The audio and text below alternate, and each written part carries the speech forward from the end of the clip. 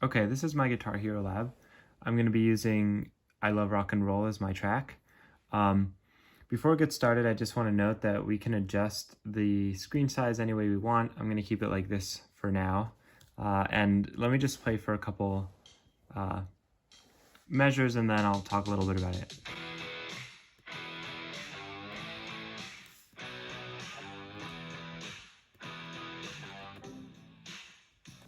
Okay, so a few things that you might notice are in the top left side, we have a timer.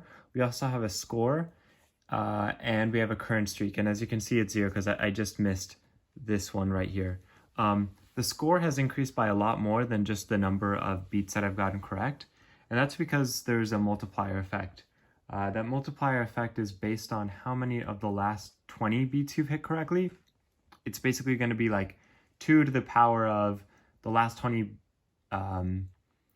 beats divided by 3. So your score can increase really quickly.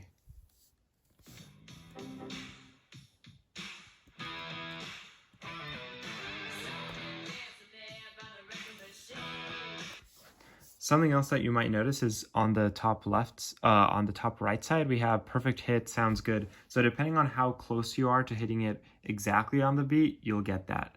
The last thing I want to mention is a little bit about the graphics. So when you hit the notes, there's a couple of different effects, including some little eighth notes that come out of the note that you just hit.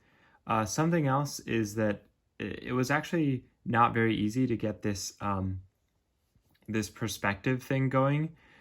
Everything has to be scaled so that it doesn't look weird. So if you see the notes up here are scaled smaller, and the most difficult part was scaling the velocity. So you actually have to have the notes go from top to bottom in like a quadratic speed, because otherwise it kind of looks unnatural.